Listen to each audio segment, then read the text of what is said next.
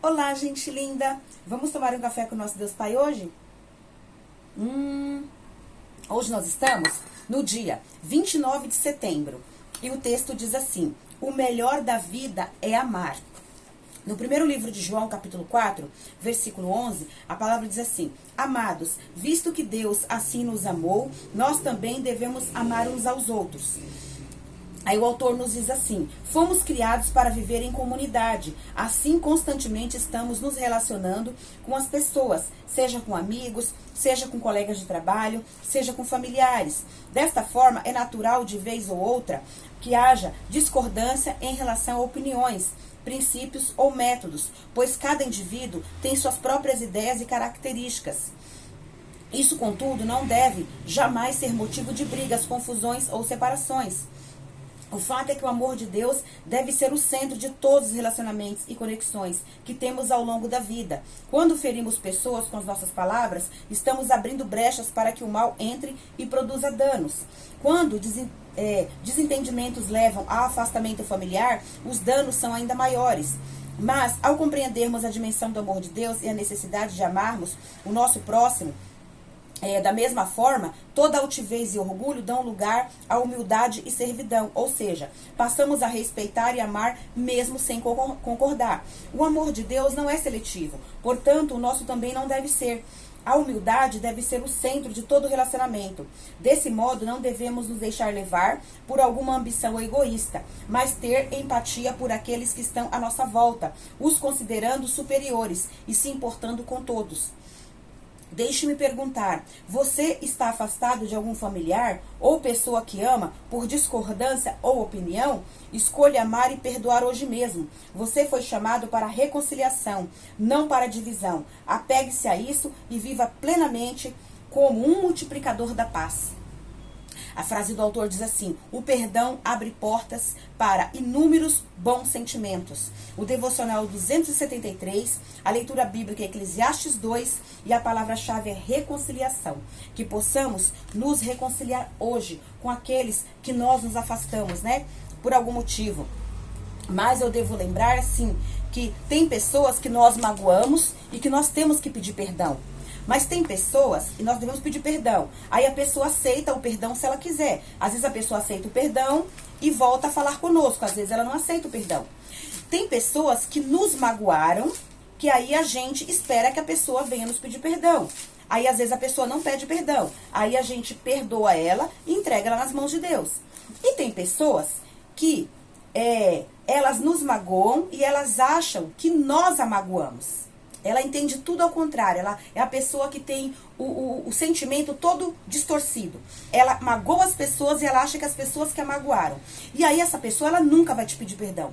Então o que você tem que fazer? Você tem que perdoá-la com Deus, orar a Deus, falar: Senhor, eu perdoo essa pessoa por ela não me pedir perdão pelo que ela me fez. Entrega ela na mão de Deus. Se ela quiser falar com você, ela vai falar. Se ela não quiser falar com você, você ora por ela, pede a Deus para abençoá-la e segue sua vida. Porque assim, nós não temos como obrigar as pessoas a gostar da gente. Mesmo que seja amigo, que já tenha sido nosso amigo, mesmo que seja parente, mesmo que seja pai, mãe, mesmo que seja filho. A gente não tem como obrigar aquela pessoa a gostar da gente.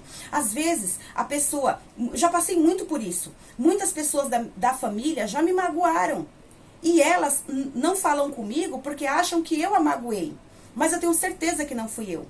Foi um desentendimento que nós tivemos. A pessoa magoa, aí a gente teve um desentendimento e ela acha que ela foi magoada. E ela não pede perdão e ela não volta a falar comigo. E eu não posso fazer nada, porque eu não posso fazer ninguém gostar de mim. Olha, se Jesus não foi amado pelos seus, na própria cidade onde Jesus nasceu, foi a única cidade onde ele não conseguiu fazer milagres, porque os seus... O povo da sua terra de Nazaré não o aceitou. Quem sou eu para querer que todas as pessoas me amem? Não tem como. A gente não tem como fazer as pessoas nos amar. A gente tem que amar a Deus acima de todas as coisas, porque Deus é o nosso Pai e nos criou. Nós temos que amar o próximo como nós os amamos. As pessoas que gostam de nós somos recíprocos, né? Oramos por elas. As pessoas que não gostam da gente, a gente tem que orar para Deus abençoá-las, mas a gente não pode obrigar as pessoas a gostarem da gente. Amém? Então, para aquelas pessoas da minha família e que já foram meus amigos, que nós nos desentendemos por algum motivo, por alguma seta maligna, porque eu creio que é uma seta maligna na situação dessa, que a pessoa magoa você e ela acha que você que a magoou, isso é uma seta maligna. Então, que essa pessoa seja abençoada por Deus, eu declaro a bênção de Deus na vida dessas pessoas, e que Deus possa abençoá-las infinitamente mais, dando a elas tudo aquilo que elas precisam, né? A bênção em todas as áreas de suas vidas e nas suas famílias também. Em nome de Jesus, eu já perdoei e declaro bênção na vida de todas as pessoas que nós nos desentendemos por algum motivo, né? Que Deus possa abençoar vocês dia a dia e cada vez mais, amém? E aqui, nessa palavra aqui, né, que nós lemos de João, né, 1 João, capítulo 4, versículo 11, eu vou ler alguns versículos aqui, tá? Ele fala assim, ó, que Deus é amor, tá? Do versículo 7, nossa, tem bastante aqui, ó, do 7 ao 21. Ele diz assim, olha, amados, amemo-nos uns aos outros, porque o amor procede de Deus, e todo aquele que ama é nascido de Deus e conhece a Deus. Aquele que não ama, né, não conhece a Deus, pois Deus é amor. Né? Nisto se manifestou o amor de Deus em nós, em haver Deus enviado o seu Filho unigênito ao mundo para vivermos por meio dele, né? Jesus Cristo. Nisto consiste o amor, não em que nós tenhamos amado a Deus, mas em que Deus nos amou e enviou o seu Filho como propiciação pelos nossos pecados. Amados, se Deus de tal maneira nos amou, devemos nós também amar uns aos outros. Ninguém jamais viu a Deus. Se amarmos uns aos outros, Deus permanece em nós e o seu amor é em nós aperfeiçoado. Nisto conhecemos que permanecemos nele e ele em nós, e que nos deu o seu Espírito, né? Deus nos deu o seu Espírito Santo para habitar conosco. E nós temos visto os testemunhos de que o Pai enviou o seu Filho como Salvador do mundo. Aquele que confessar que Jesus é o Filho de Deus, Deus permanece nele e ele em Deus. E nós conhecemos e cremos que no amor que Deus tem por nós, Deus é amor, e aquele que permanece no amor permanece em Deus e Deus nele. Glórias a Deus. Nisto é em nós aperfeiçoado o amor, para que no dia do juízo mantenhamos confiança, pois segundo ele também nós somos neste mundo. No amor não existe medo. Antes, o perfeito amor lança fora todo medo. Ora, o medo produz tormento. Logo, aquele que teme não é aperfeiçoado no amor. Nós amamos porque ele nos amou primeiro. Se alguém disser amo a Deus e odiar o seu irmão, é mentiroso, pois aquele que não ama seu irmão, que não vê, não pode amar a Deus que não vê. Ora, temos de parte dele este mandamento, que aquele que ama a Deus, ame também o seu irmão, amém? Então, por isso nós temos que amar uns aos outros e perdoar uns aos outros, porque nós demonstrarmos o amor de Deus, amém?